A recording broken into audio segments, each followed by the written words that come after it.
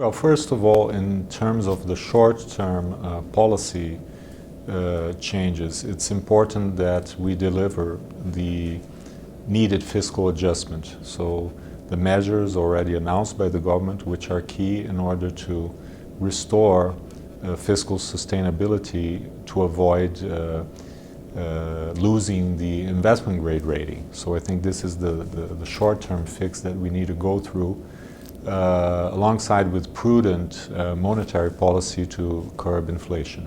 But if we look further ahead and in the coming years, what will be crucial is to move in terms of the reforms agenda to increase potential output so that we can have higher growth levels. This is what has been lacking in the last few years, where low productivity growth and the very tight labor market, low investment levels have led to this scenario of very low growth and high inflation. To change that, we need to go through a set of structural reforms, and so this agenda is also very important in the coming years. It's not, while there's a lot of pessimism, I think it's not, this type of environment is not something that we had not experienced before. And in past occasions we could overcome that, and there are solutions depending on the political decisions.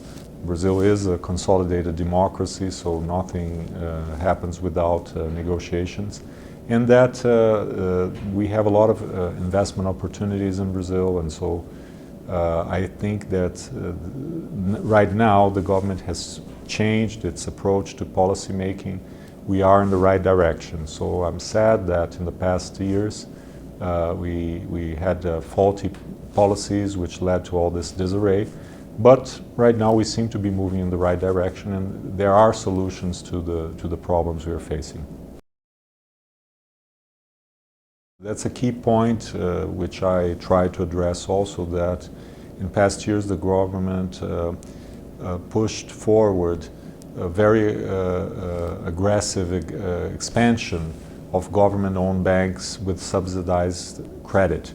And this distorted the credit market with very low rates and subsidies for some and very high rates for others, and also deteriorated the fiscal position. So right now, Minister Levy has an agenda to boost capital markets and to move away from what he calls this dual credit system, which benefits a lot some with subsidies but harms the others with very high interest rates. So the more you move in this agenda, you can have lower interest rates for in capital markets, which would benefit everyone, and not just have a group which gets benefits through subsidies, which in the long run is not sustainable anyway.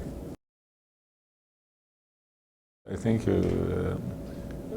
not particularly my presentation, because I could only talk about some problems that we're facing, but I think it's the challenge now in Brazil is one of the challenges, as I was saying before, is exactly to boost capital markets, and particularly fixed income securities issued by corporates and also infrastructure projects. Okay, so I think it's exactly the right timing to look at what issues and what problems we have in the development of such markets.